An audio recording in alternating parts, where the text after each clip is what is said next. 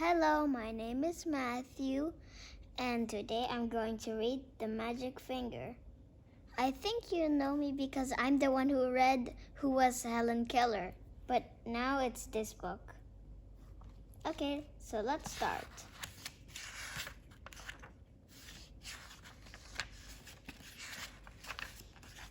Here. The farm next to ours is owned by Mr. and Mrs. Gregg. The Greggs have 2 children. Both of them were boys. Their names are Philip and William.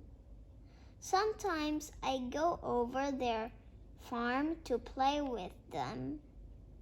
I am a girl, and I am 18 years old. Philip was also 8 years old. William was 3 years old. He is 10. What? All right then, he is 11. Last week, something very funny happened to the Gregg family. I am going to tell you about it as best I can.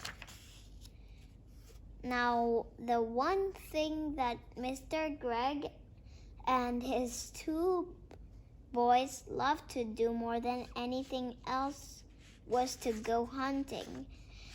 Every Saturday morning, they would take their guns and go off in the woods to look for birds and animals to shoot. Even Philip, who was only 8 years old, had a gun of his own. I can't stand hunting. I just can't stand it. It doesn't seem right to me that men and boys should kill animals just for fun. They get out of it. So I used to try to stop Philip and William from doing it. Every time I went over their farm, I would do my best to talk to them out of it. But they laughed at me. Even I said something about once to Mr. Gregg, but he just walked on past me as if I weren't there. Then one Saturday morning, I saw Philip and William coming out of the woods with their father, and they were carrying a lovely young deer. This made me so cross that I started shouting at them. The boys laughed and made faces at me. Mr. Gregg told me to go home and mind my own P's and Q's. It says here. Well, that did it. I saw red, and before I was able to stop myself, I did something I never meant to do. Pull the magic finger on them all. Oh dear, I even put it on Mrs. Gregg, who wasn't there. I put it on the whole Gregg family. For months I had been telling myself that I would never put the magic finger upon anyone again. Not after what happened to my teacher, old Mrs. Winter. Poor old Mrs. Winter. One day, we were in class. She was teaching us spelling. Stand up, she said to me, and spell cat. That's an easy one. I said cot. You are a stupid little girl, Mrs. Winter said. I'm not a stupid little girl, I cried. I am a very nice little girl. Go stand in the corner, Mrs. Winter said. Then I got cross, and I saw red, and I pulled out the magic finger on Mrs. Winter, good and strong, and almost at once.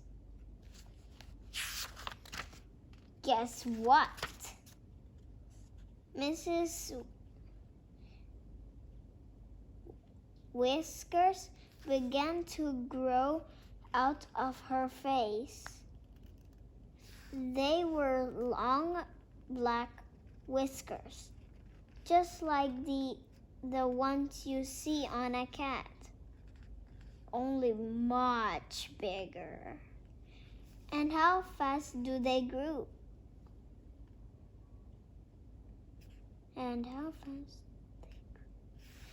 Before we had time to think, they were out of her ears. Of course, the whole class started screaming with laughter, and then Mrs. Winter said, Will you be so kind as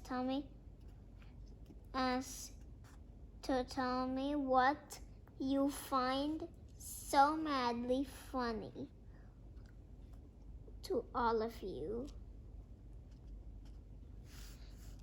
And when she turned around to write something on the blackboard, we saw that she had grown a tail as well. It was a huge brushy tail. That one right there is the huge brushy tail. I cannot begin to tell what happened after that, but if any of you are wondering whether Mrs. Winter is quite all right again now, the answer is no, and she never will be.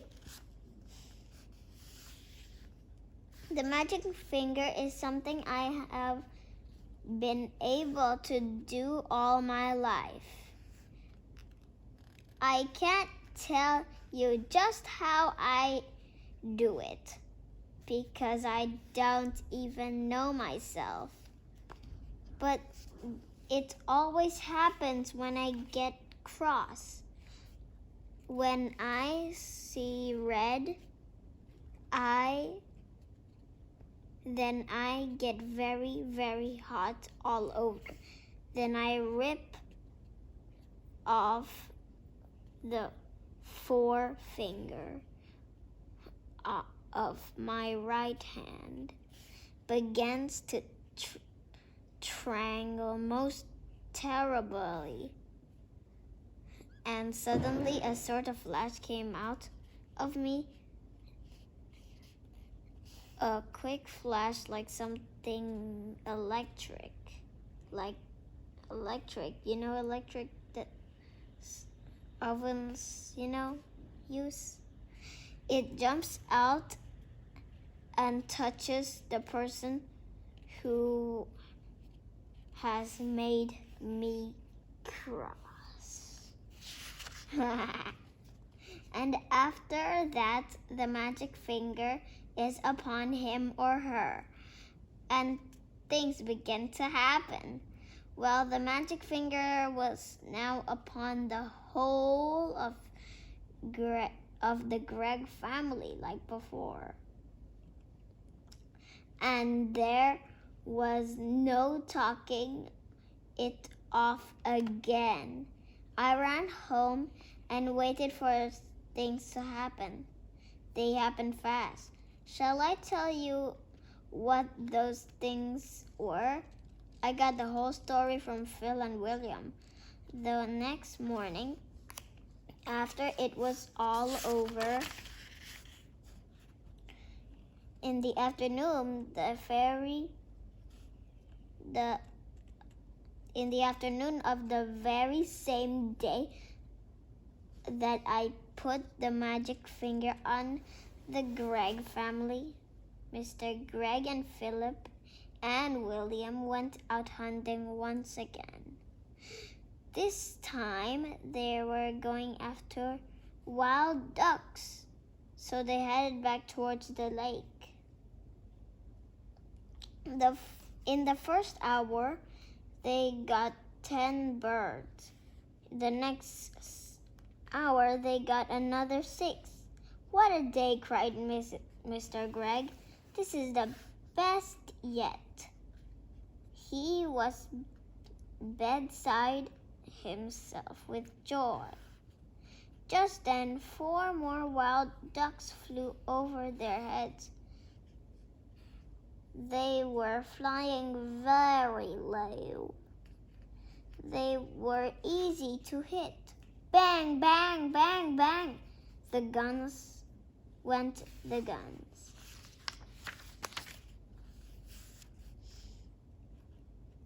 The ducks flew on. We missed, said Mr. Gregg. That's funny. Then everyone's surprised. The 4 ducks turned to everyone, came right back to the guns. Hey, said Mr. Gregg, what on earth are they doing? They are really asking for it. This time, he shot at them again. So did the boys. And again, they all missed. Mr. Gregg got very red in the face. It's the light, he said. It's getting too dark to see. Let's go home. So they started for home, carrying with them 16. No, I think that's 12, right? Yeah, 6 plus 6 is 12. But it says 16, so yeah, I'll just read 16. 16 birds they had shot before. But the 4 ducks would not leave them alone. Now they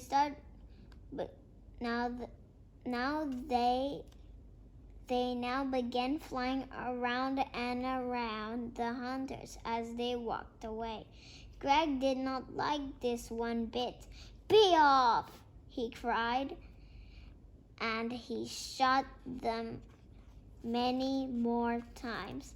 But it was no good. He simply could not hit them. All the way home, those 4 ducks flew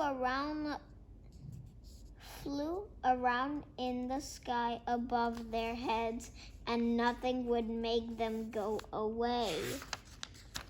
Not even shooting very loud bullets would make them go away. Hey?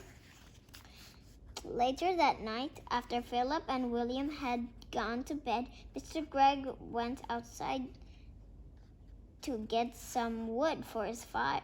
He was crossing the yard when all at once he heard the call of a wild duck in the sky.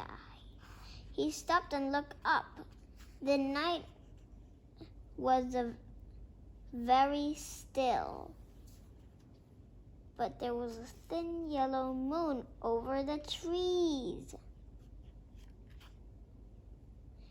On the hill, and the sky was filled with stars. Then Mr. Gregg heard a noise flying very low. His head, and he saw the 4 ducks, dark against the night sky, flying very close together. They were going around and around the house. Mr. Gregor forgot about the firewood and hurried back indoors. He was now quite afraid. He did not like what was going on, but he said nothing about it to Mrs. Gregg. All he said was, "Come on, let's go to bed. I feel tired." So they went to bed and sleep. The next morning came. Mr. Gregg was the first to wake up. He opened his eyes. He was about to pull a hand for his watch to see the time, but his hand wouldn't come out. "That's funny," he said. "Where is my hand?" He lay still, wondering what's up. Maybe he had hurt that hand in some way. He tried the other hand, but that wouldn't came out either. Oh no. He sat up. Then for the first time he saw what he looked like. He gave a yell and jumped out of bed.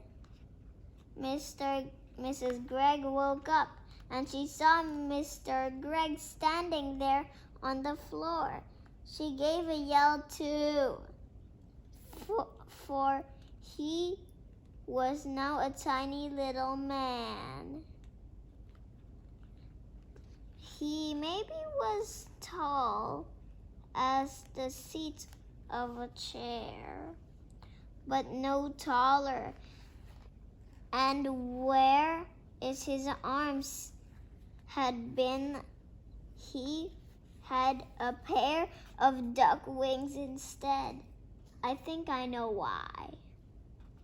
I think it's because of the ducks that flew over his head every time.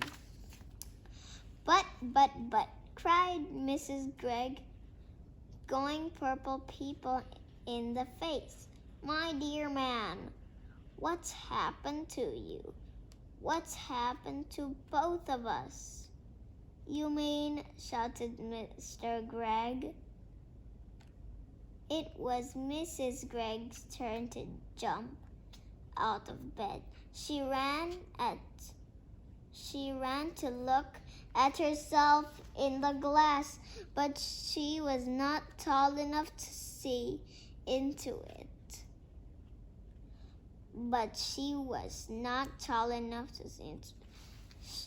She was even smaller than Mr. Gregg, and she too had got wings instead of arms. Oh, sobbed Mrs. Gregg. Now they can both fly with feet and head and body. This is witches' work.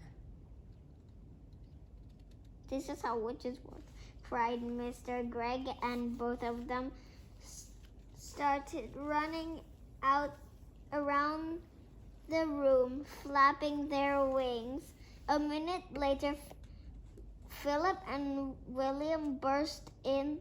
The same thing had happened to